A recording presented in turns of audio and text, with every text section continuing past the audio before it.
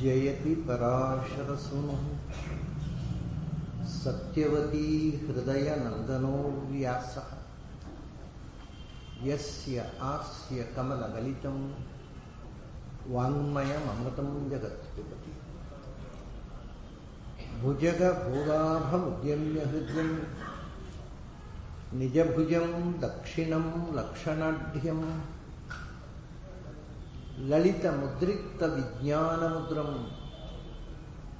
भज भज अनन्तमित्यालपन्तं प्रणतवान् प्राणिनां प्राणभूतं प्रणतिभिः प्रीणये पूर्णबोधम् भवदवोष्णेन ततप्यमानान् भुवि परं नाथमप्रेक्षमाणान् भुवनमान्येन च अन्येन दोष्णा भवतु भीर्मा इति न सान्त्वयन्तम् प्रणतवान् प्राणिनां प्राणभूतं प्रणतिभिः प्रीणये पूर्णबोधम् जन्माद्यस्य यतोऽन्वयादितरतश्चार्थेष्वभिज्ञस्वराट् तेने ब्रह्महृदाय आदिकवये मुह्यन्ति यं सूरयः तेजो वारिमृदां यथा विनिमयो यत्र त्रिसर्गो मृषा धाम्ना स्वेन सदा निरस्तकुहकं सत्यं परं धीमहि। ನನ್ನ ಅಧ್ಯಾತ್ಮ ಬಂಧುಗಳೇ, 10 ಲಕ್ಷಣಗಳಿರತಕ್ಕಂಥದ್ದು ಪುರಾಣಂ ದಶಲಕ್ಷಣಂ ಅಂತ. ಮಹಾಪುರಾಣದಲ್ಲಿ 10 ಸಂಗತಿಗಳು ಇರಬೇಕು. ಅದನ್ನು ನಿನ್ನೆ ನಾನು ಪ್ರಸ್ತಾವ ಮಾಡಿದ್ದೆ. ಸರ್ಗಶ್ಚೈವ ನಿಸರ್ಗಶ್ಚ ಸ್ಥಾನಂ ರಕ್ಷಣಂ ಪೋಷಣಂ ಊತಯಃ ಮನ್ವಂತರ ಈಶಕಥಾ ನಿರೋಧಃ ಮುಕ್ತಿ ಆಶ್ರಯ. ಅದನ್ನ ಅರ್ಥ ಏನು ಅನ್ನೋದನ್ನು ಭಾಗವತವೇ ವಿವರಿಸುತ್ತೆ. ಮೊದಲನೇದು ಸರ್ಗ ಮತ್ತು ವಿಸರ್ಗ ಅಂದರೆ ಏನು. ನಮಗೆ ಸರ್ಗ ಅಂದರೆ ಒಂದು ಚಾಪ್ಟರ್, ಯಾವುದೋ ಗ್ರಂಥದಲ್ಲಿ ಪ್ರಥಮ ಸರ್ಗ ದ್ವಿತೀಯ ಸರ್ಗ ಅಷ್ಟೇ. ವಿಸರ್ಗ ಅಂದರೆ ಬಿಟ್ಟುಬಿಡೋದು. ಯಾವ ಗ್ರಂಥ ವಿಸರ್ಜನೆ ನಾವು ಉಪಕರ್ಮದ ಮೊದಲು ಮಾಡ್ತಾರಲ್ಲ, ಉತ್ಸೃಷ್ಟ ವೈ ವೇದಾ, ಅದು ಎಲ್ಲರೂ ಮಾಡ್ತಾ ಇದ್ದಾರೆ. ಮತ್ತೆ ಉಪಾದೃತ ವೈ ವೇದ ಯಾರು ಮಾಡೋದು. ಇಲ್ಲಿ ಸರ್ಗ ಮತ್ತು ನಿಸರ್ಗ ಅಥವಾ ವಿಸರ್ಗ ವೇದದಲ್ಲಿ ಬಂದಿದೆ ಅಂದರೆ ಏನು, ಅಲ್ಲ ಪುರಾಣದಲ್ಲಿ ಬಂದಿದೆ. ಭೂತ ಮಾತೇಂದ್ರಿಯ ಧಿಯಾಂ ಜನ್ಮ ಸರ್ಗ ಉದಾಹೃತಃ ಬ್ರಹ್ಮಣಃ ಗುಣವೈಷಮ್ಯಾತ್ ವಿಸರ್ಗ ಪೌರುಷ ಸ್ಮೃತಃ. ಸರ್ಗ ಅಂತಂದ್ರೆ ಭೂತ ಮಾತ್ರ ಇಂದ್ರಿಯ ಧಿಯಾಂ ಜನ್ಮ, ಪಂಚಭೂತಗಳ ಸೃಷ್ಟಿ. ಮೊದಲು ಬ್ರಹ್ಮಾಂಡ ಸೃಷ್ಟಿಯಾಗುವ ಮುಂಚೆ ಬ್ರಹ್ಮಾಂಡದ ಮೂಲ ದ್ರವ್ಯಗಳಿವೆಲ್ಲ ಪಂಚಭೂತಗಳ ಸೃಷ್ಟಿಯಾಯಿತು. ಪಂಚಭೂತಗಳ ಜೊತೆಗೆ ಪಂಚ ತನ್ಮಾತ್ರೆಗಳು ಅಂದರೆ ಅದರ ಗುಣಗಳು ಶಬ್ದ ಸ್ಪರ್ಶ ರೂಪ ರಸ ಗಂಧ ಪಂಚಭೂತಗಳಾದವು. ಪಂಚಭೂತಗಳಲ್ಲಿ ಪಂಚ ವಿಷಯಗಳಾದವು.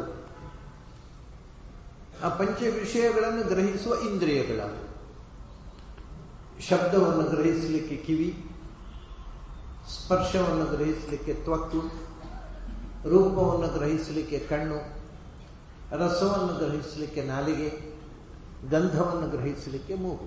ಹೀಗೆ ಪಂಚಭೂತಗಳು, ಅದರಲ್ಲಿ ಪಂಚ ತನ್ಮಾತ್ರೆಗಳು, ಅದನ್ನು ಗ್ರಹಿಸಲಿಕ್ಕೆ ಪಂಚೇಂದ್ರಿಯಗಳು, ಅದ್ರ ಜೊತೆ ಕರ್ಮೇಂದ್ರಿಯಗಳು. ಭೂತ ಮಾತ್ರ ಇಂದ್ರಿಯ ಧಿಯಾಂ. ಆಮೇಲೆ ಈ ಹೊರಗಿನ ಇಂದ್ರಿಯಗಳು ಗ್ರಹಿಸಿದ್ದನ್ನ ಒಳಕ್ಕೆ ಮುಟ್ಟಿಸ್ತಕ್ಕಂಥ 4 ಸಂಗತಿಗಳು: ಮನಸ್ಸು, ಬುದ್ಧಿ, ಅಹಂಕಾರ, ಚಿತ್ತ. ಇದೇ ಅಂದರೆ ನೀವು ಹೊರಗಿನಿಂದ ಹೇಳೋದಿದ್ರೆ ಚಿತ್ತ ಅಂದರೆ ಮಹತ್ತತ್ವ. ಮಹತ್ತತ್ವ ಅಹಂಕಾರ ತತ್ವ ಅಂತ ಹೇಳ್ತಾರೆ. ಅದೇ ಇಲ್ಲಿ ಚಿತ್ತ ಅಂದ ಅಹಂಕಾರ ತತ್ವ, ಅಲ್ಲಿಂದ ಮಹತ್ತತ್ವ, ಮಹತ್ತತ್ವದಿಂದ ಅಹಂಕಾರ ತತ್ವ, ಆಮೇಲೆ ಮನಸ್ಸು, ಬುದ್ಧಿ, ಆಮೇಲೆ ಪಂಚಭೂತಗಳು, ತನ್ಮಾತ್ರೆಗಳು, ಇಂದ್ರಿಯಗಳು. ಇವೆಲ್ಲ ಬ್ರಹ್ಮಾಂಡ ಸೃಷ್ಟಿಯಾಗುವ ಮುಂಚೆ ಅದಕ್ಕೆ ಪೂರಕವಾಗಿ ಸೃಷ್ಟಿಯಾಯಿತು. ಅದನ್ನೇ ಹೇಳ್ತಾರೆ ಭೂತ ಮಾತ್ರೇಂದ್ರಿಯ ಧಿಯಾಂ ಜನ್ಮ ಸರ್ಗ. ಬ್ರಹ್ಮಾಂಡಕ್ಕಿಂತ ಪೂರ್ವದಲ್ಲಿ ಬ್ರಹ್ಮಾಂಡದ ಅದಕ್ಕೆ ಬೇಕಾಗಿರತಕ್ಕಂಥ ಸಲಕರಣೆಗಳ ಸೃಷ್ಟಿಯ ಪಂಚಭೂತಗಳ, ಪಂಚ ಇಂದ್ರಿಯಗಳ, ಪಂಚ ಜ್ಞಾನೇಂದ್ರಿಯಗಳ, ಪಂಚ ತನ್ಮಾತ್ರೆಗಳ, ಪಂಚವಿಧ ಅಂತಃಕರಣದ ಸೃಷ್ಟಿ ಉಂಟಲ್ಲ, ಇದು ಪ್ರಪಂಚಕ್ಕೆ ಪೂರ್ವಭಾವಿಯಾದ ಪಂಚ ಸೃಷ್ಟಿ. ಆಮೇಲೆ ಪ್ರಪಂಚ ಸೃಷ್ಟಿ. ಪಂಚಭೂತಗಳು, ಪಂಚ ತನ್ಮಾತ್ರೆಗಳು, ಪಂಚ ಜ್ಞಾನೇಂದ್ರಿಯಗಳು, ಪಂಚ ಕರ್ಮೇಂದ್ರಿಯಗಳು ಮತ್ತು ಪಂಚವಿಧ ಅಂತಃಕರಣ. ನಾನು ಚಿತ್ತದಲ್ಲಿ ನಿಲ್ಲಿಸಿದೆ, ನೀವಿನಿಸಿದೆ ಮನಸ್ಸು, ಬುದ್ಧಿ, ಅಹಂಕಾರ, ಚಿತ್ತ, ಚೇತನ. ಇವು ಇಷ್ಟು ಸೃಷ್ಟಿಯಾಯಿತು ಬ್ರಹ್ಮಾಂಡ ಸೃಷ್ಟಿಯಾಗುವ ಮುಂಚೆ. ಈ ಬ್ರಹ್ಮಾಂಡದ ಪೂರ್ವದಲ್ಲಿ ಆಗಿರತಕ್ಕಂಥ ಈ ಸೃಷ್ಟಿಗೆ ಉಳಿದೆಯಲ್ಲ ಪಂಚಗಳ ಸೃಷ್ಟಿ, ಪ್ರಪಂಚ ಸೃಷ್ಟಿಯಾಗುವ ಮುಂಚೆ ಪಂಚ ಸೃಷ್ಟಿ, ಅದಕ್ಕೆ ಜನ್ಮ, ಅದು ಸರ್ಗ. ಭೂತ ಮಾತ್ರೇಂದ್ರಿಯ ಧಿಯಾಂ ಜನ್ಮ ಸರ್ಗ ಉದಾಹೃತ. ಅದನ್ನೇ ನಾವು ಸರ್ಗ ಅಂತಂದ್ರೆ ಬ್ರಹ್ಮಾಂಡಕ್ಕಿಂತ ಪೂರ್ವಭಾವಿಯಾದ ಸೃಷ್ಟಿ. ಇದು ಸರ್ಗ ಆದ ಮೇಲೆ ಇದೆಲ್ಲ ಆಯಿತು. ಆಮೇಲೆ ಚತುರ್ಮುಖ ಬ್ರಹ್ಮಣ ಗುಣವೈಷಮ್ಯಾತ್ ವಿಸರ್ಗ. ಅದರಿಂದ ಬ್ರಹ್ಮಾಂಡದ ಸೃಷ್ಟಿ ಮಾಡಿ ಬ್ರಹ್ಮಾಂಡದಲ್ಲಿ ಪ್ರಪಂಚ ವಿಸ್ತಾರ ಆಯ್ತಲ್ಲ, ಅದು ವಿಸರ್ಗ. ಸರ್ಗದಲ್ಲಿ ಸರ್ಗದ ವಿಸ್ತಾರ ವಿಸರ್ಗ. ಬ್ರಹ್ಮಾಂಡ ಸೃಷ್ಟಿಯಾಯಿತು, ಬ್ರಹ್ಮಾಂಡದ ಲೋಕಗಳ ಸೃಷ್ಟಿಯಾಯಿತು, ಲೋಕದಲ್ಲಿ ನಾನಾ ವಿಧವಾಗಿರ್ತಕ್ಕಂಥ ಜೀವಿಗಳ ಸೃಷ್ಟಿಯಾಯಿತು, ಇದು ವಿಸರ್ಗ. ಅದಕ್ಕೆ ಇನ್ನೊಂದು ಹೆಸರು ಹೇಳ್ತಾರೆ ಪೌರುಷ ಸ್ಮೃತ ಅಂತ. ವಿಸರ್ಗ ಅಂದರೆ ಪುರುಷನಾಮಕನಾದ, ಪುರುಷ ಅಂತ ಹೆಸರು ಭಗವಂತನಿಗೆ ಮೂಲತಃ. ಆಮೇಲೆ ಚತುರ್ಮುಖನಿಗೂ ಪುರುಷ ಅಂತ ಹೆಸರಿದೆ. ಯಾಕೆಂದ್ರೆ ಅವನು ಜೀವಕಲಾ ಅಭಿಮಾನಿ. ಪುರುಷ ಅಂದ್ರೆ ಜೀವ, ಅದಕ್ಕೆ ಅಭಿಮಾನಿ ಅಲ್ಲ. ಪ್ರಕೃತಿ, ಪುರುಷ, ಕಾಲ ಅಂತ. ಆ ಪುರುಷ ಅಂದ್ರೆ ಜೀವ, ಗಂಡು ಆಗ್ಬೋದು ಹೆಣ್ಣು ಆಗ್ಬೋದು. ಮತ್ತೆ ಪುರುಷ ಅಂದ್ರೆ ಗಂಡು, ಜೀವ ಅಂತ ಏನು ಮಾಡೋದು. ಆ ಜೀವ ಏನು ತತ್ವ ಇದೆ, ಅದರ ಅಭಿಮಾನಿ ದೇವತೆ. ಆದ್ದರಿಂದ ಚತುರ್ಮುಖ. ಆಮೇಲೆ ಈ ಜೀವದ ಸೃಷ್ಟಿ ಮಾಡಿದ್ನಲ್ಲ, ಅದನ್ನ ಪೌರುಷ ಸೃಷ್ಟಿ ಅಂತ.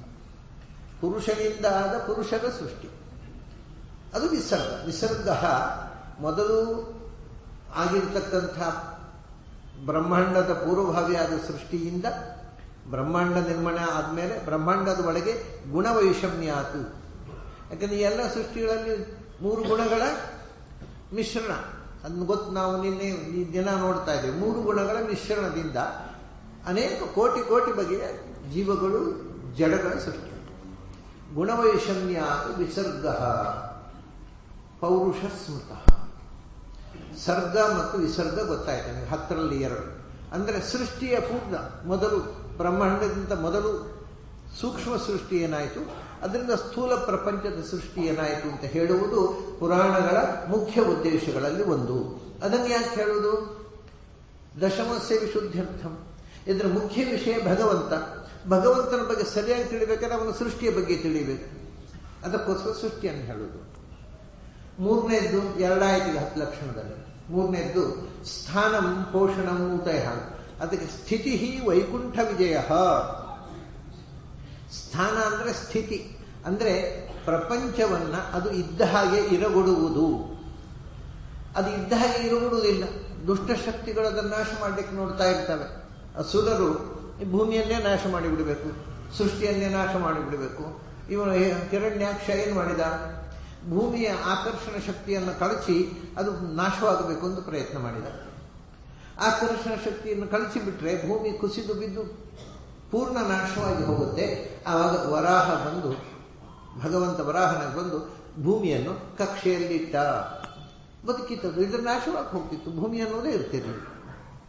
ಕುಸಿದು ಢಿಕ್ಕಿ ಹೊಡೆದು ಸರ್ವನಾಶ ಹೋಗ್ತದೆ.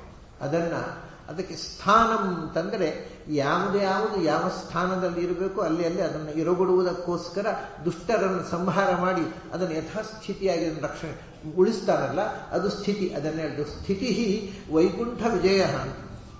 ಭಗವಂತನ ಗೆಲುವು, ದುಷ್ಟರ ನಿಗ್ರಹ ಮಾಡಿ ಭಗವಂತ ಏನು ಅವತಾರದಲ್ಲಿ ಲೀಲೆ ತೋರಿಸ್ತಾನೆ, ಅದೇ ಸ್ಥಿತಿ.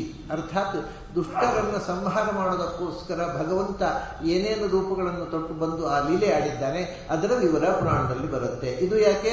ದಶಮಸ್ಯ ವಿಶುದ್ಧ್ಯರ್ಥ, ಭಗವಂತನ ಮಹಿಮೆಯ ಸ್ಪಷ್ಟತೆಗೋಸ್ಕರವೇ. ನಾಲ್ಕನೆಯದ್ದು ಪೋಷಣಂ.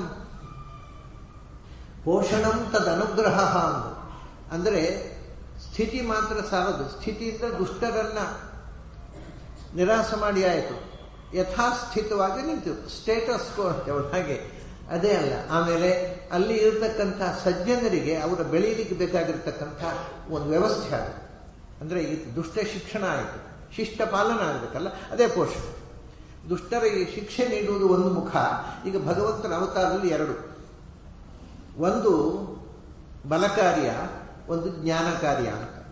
ಬಲಕಾರ್ಯ ಅಂದರೆ ಸ್ಥಾನ, ಯಥಾಸ್ಥಿತಿಯಾಗಿ ಉಳಿಸುವುದಕ್ಕೋಸ್ಕರ ದುಷ್ಟರನ್ನು ನಿಗ್ರಹ ಮಾಡೋದಕ್ಕೋಸ್ಕರ ಭಗವಂತ ಬಲರೂಪನಾಗಿ ಬರ್ತಾನೆ.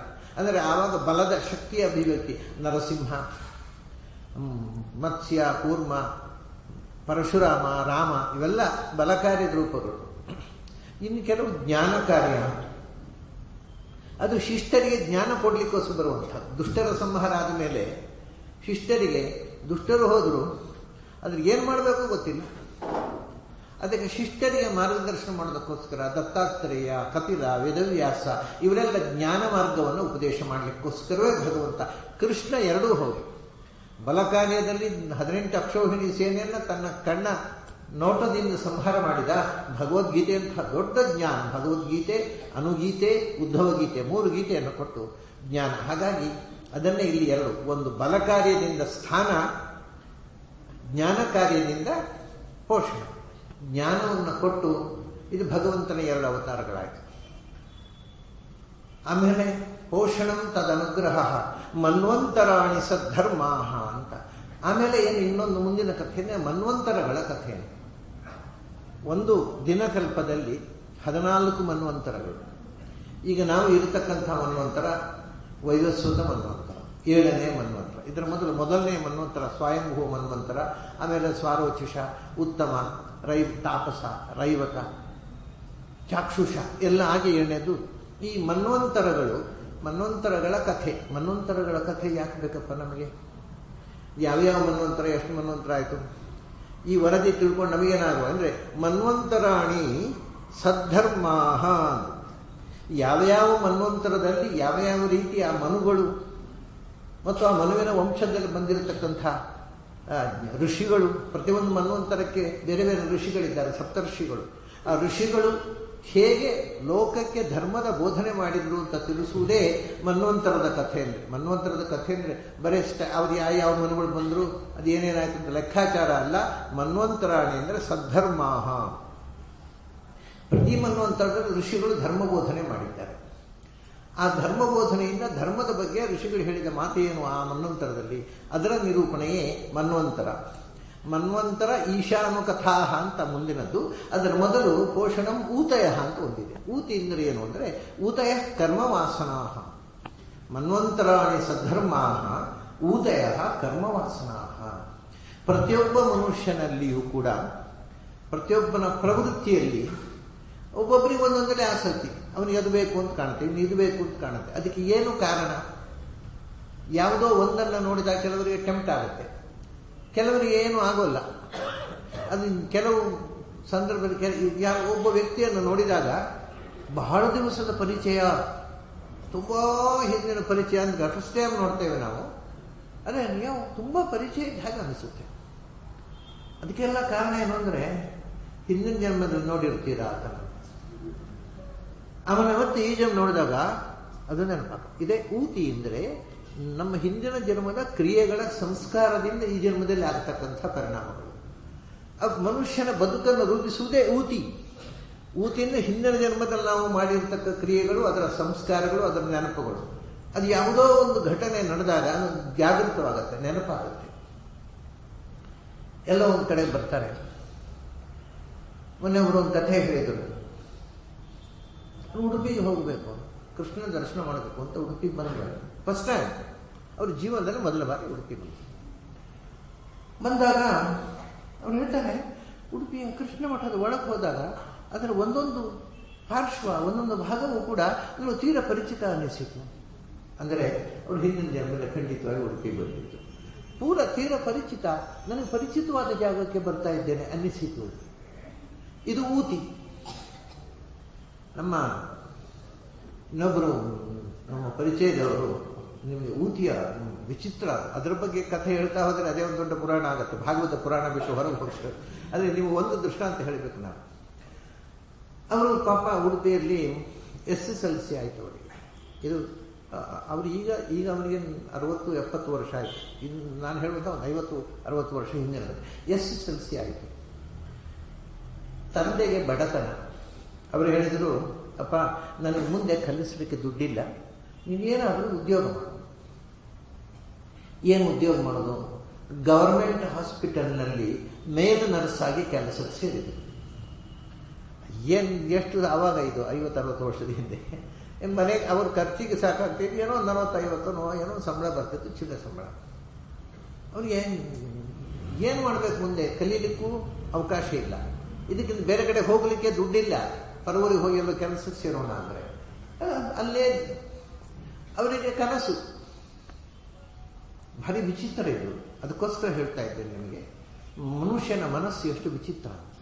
ಅವರಿಗೆ ಕನಸಿನಲ್ಲಿ ಅವರು ಉಡುಪಿ ಬಿಟ್ಟು ಬೇರೆ ಊರು ನೋಡಿಲ್ಲ. ಆವಾಗ ಇದು 60 ವರ್ಷದ ಹಿಂದಿನ ಉಡುಪಿ ಅಂದರೆ ತೀರಾ ಹಳ್ಳಿ ಆಗಿರ್ತದೆ ಉಡುಪಿ. ಅವರು ಒಂದು ಪೇಟೆಯಲ್ಲಿ ಹೋಗ್ತಾ ಇದ್ದಾರೆ. ದೊಡ್ಡ ಅಗಲದ ರಸ್ತೆ, ಕಾಂಕ್ರೀಟ್, ಇದು ತಾರ ಹಾಕಿರೋ ರಸ್ತೆ. ಅದರಲ್ಲಿ ಹೋಗ್ಲಿಕ್ಕೆ 4 ಟ್ರ್ಯಾಕ್, ಬರ್ಲಿಕ್ಕೆ 4 ಟ್ರ್ಯಾಕ್. ಉಡುಪಿಯಲ್ಲಿ ಒಂದೇ ಟ್ರ್ಯಾಕ್ ಇರೋದು. ಅವ್ರ ಕನಸು 4 ಟ್ರ್ಯಾಕ್, ಹೋಗ್ಲಿಕ್ಕೆ 4 ಟ್ರ್ಯಾಕ್, ಬರ್ಲಿಕ್ಕೆ ಅಂತಹ ವಿಶಾಲವಾದ ರಸ್ತೆ.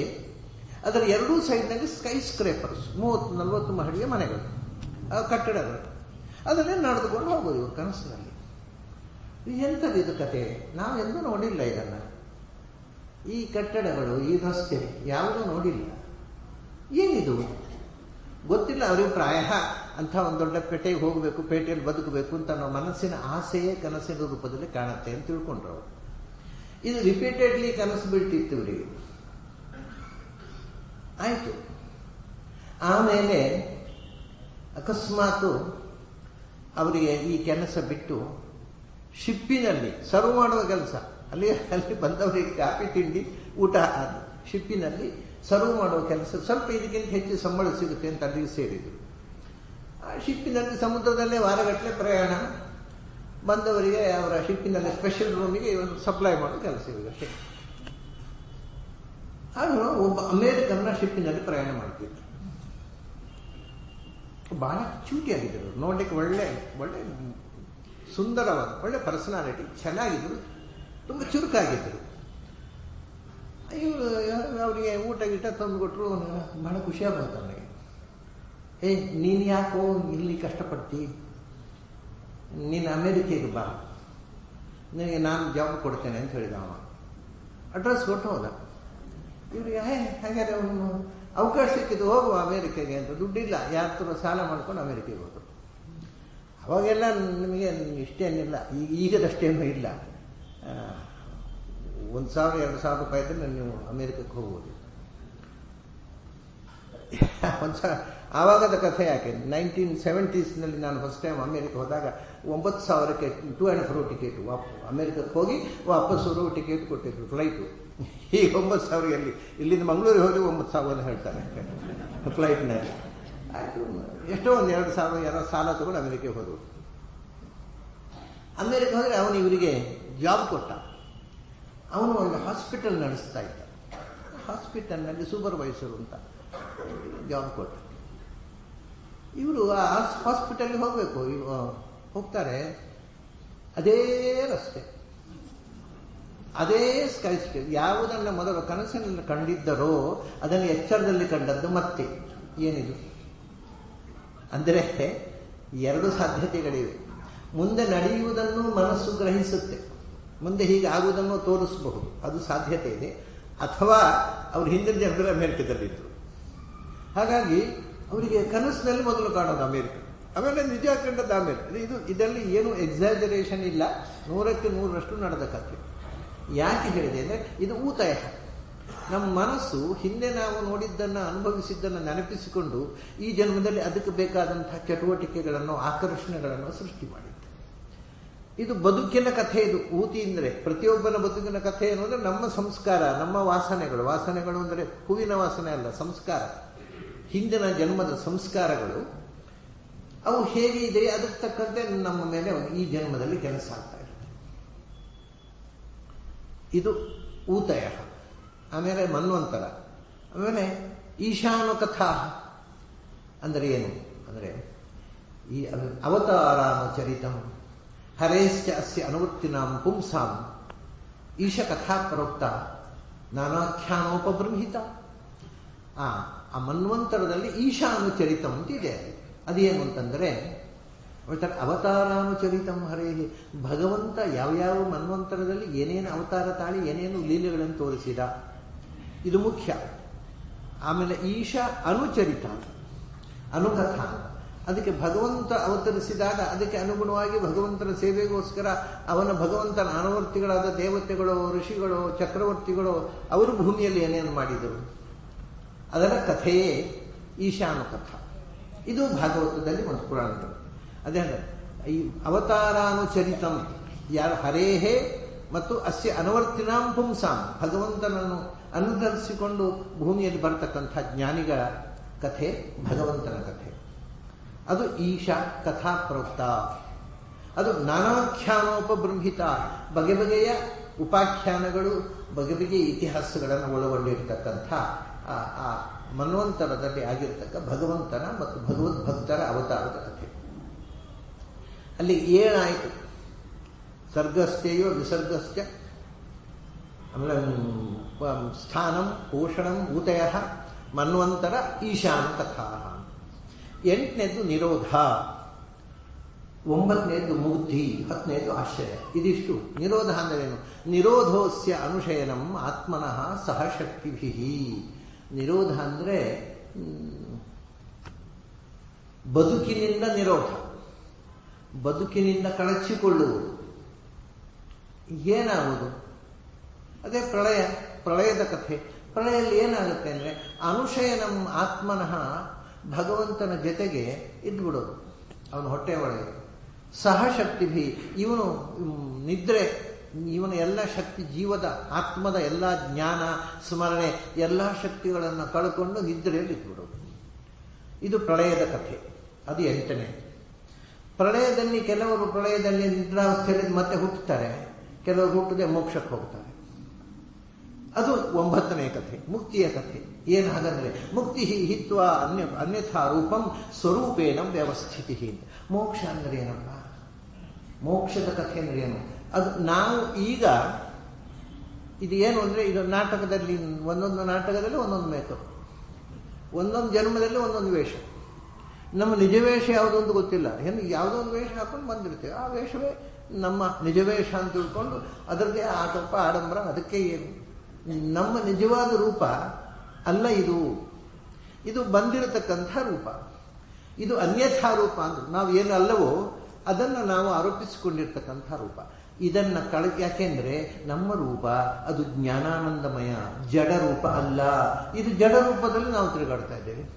ಅಲ್ಲ, ಹಿತ್ವ ಅನ್ಯಥಾ ರೂಪಂ, ಆ ಜಡವಾದಂಥ ರೂಪವನ್ನು ಕಳಚಿಕೊಂಡು ಜ್ಞಾನಾನಂದಮಯವಾದ ಸ್ವರೂಪದಲ್ಲೇ ನೆಲೆಗೊಳ್ಳುವುದುಂಟಲ್ವ, ಅದು ಮುಕ್ತಿ. ಅದನ್ನು ಯಾಕೆ ಹೇಳೋದು? ಭಗವಂತನ ಮಹಿಮೆಗೋಸ್ಕರ. ಇದೆಲ್ಲವೂ ಭಗವಂತ. ಆಯಿತು, ನಿರೋಧ 9 ಆಯಿತು. 10ನೇದು ಆಶ್ರಯ. ಆಶ್ರಯ ಅಂದರೆ ಏನು? ಆಭಾಸಸ್ಯ ನಿರೋಧಸ್ಯ ಯತಃ. ಆಮೇಲೆ ಏತತ್ ಯತ್ರ ನೀಯತೆ, ಯತಃ ಯತ್ರ ನೀಯತೆ, ಯತ್ರಚ ನೀಯತೆ ಸ ಆಶ್ರಯ ಪರಂ ಬ್ರಹ್ಮ, ಪರಮಾತ್ಮ ಇತಿ ಶಬ್ದತೆ.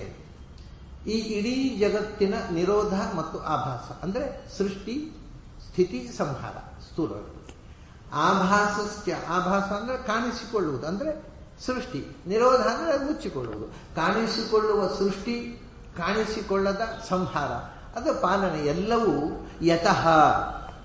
ಈ ಸೃಷ್ಟಿ ಮತ್ತು ಸಂಹಾರ, ಪ್ರಪಂಚದ ಸೃಷ್ಟಿ ಸ್ಥಿತಿ ಸಂಹಾರಗಳು ಯಾರಿಂದ ಆಗುತ್ತೋ, ಯತ್ರ ಚ, ಯಾರನ್ನ ಆಶ್ರಯಿಸಿಕೊಂಡು ಈ ವಿಶ್ವ ಇದೆಯೋ ಅಂತ ನಿಯತಿ ಜ್ಞಾನಿಗಳು ತಿಳ್ಕೊಂಡಿದ್ದಾರೋ, ಸಹ ಆಶ್ರಯ, ಅವನನ್ನೇ ನಾವು ಆಶ್ರಯ ಅಂದರೆ ಈ ಜಗತ್ತೆಲ್ಲ ಆಶ್ರಯವಾದ, ಜಗತ್ತಿನ ಸೃಷ್ಟಿ ಸ್ಥಿತಿ ಸಂಹಾರಗಳನ್ನು ಕೊಡತಕ್ಕಂಥ ಶಕ್ತಿ ಯಾವುದು ಅನ್ನುವುದರ ಚಿಂತನೆಯೇ ಆಶ್ರಯ. ಅದು ಯಾವುದದು? ಪರಂಬ್ರಹ್ಮ, ಪರಮಾತ್ಮ ಐತೆ ಶಬ್ದ. ಅದನ್ನ ಪರಂಬ್ರಹ್ಮ ಅಂತ ಹೇಳ್ತಾರೆ, ಪರಮಾತ್ಮ ಅಂತ ಕರೀತಾರೆ ಶಾಸ್ತ್ರದಲ್ಲಿ. ಅದರ ಬಗ್ಗೆ ಏನು ನಾವು ಮಾಹಿತಿ ನಿಮಗೆ ಕೊಡ್ತೇವೆ, ಅದು ಆಶ್ರಯ. ಅದೇ ಅದು ದಶಮ, ಕೊನೆಯದು ದಶಮಸೆ. ಅದಕ್ಕೋಸ್ಕರ ಈ 9 ಹೇಳೋದು. ನಮ್ಮ ಉದ್ದೇಶ ಅದು. ಭಗವಂತನ ಬಗ್ಗೆ ಹೇಳಬೇಕು, ಭಗವಂತನ ಬಗ್ಗೆ ಸರಿಯಾದ ತಿಳಿವು ಕೊಡೋದಕ್ಕೋಸ್ಕರ ಈ 9 ಬರಬೇಕು.